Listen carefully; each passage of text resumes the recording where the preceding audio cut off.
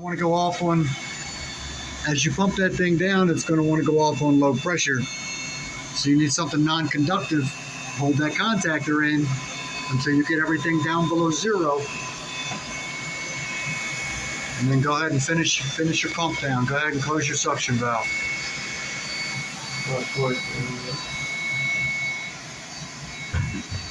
Go ahead, you don't want to run the compressor too far down at that range.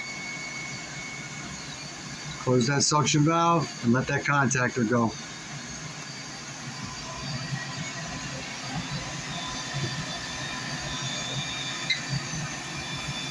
Try to be a little faster with that. It can be a little nerve-wracking running your fingers up so close to a fan. I actually like to use my other hand because it puts the back of my hand towards the cage. And I hold the pen with my left hand, even though it's crossing me, you know what I mean? Because I got a better hand for what you're doing right now.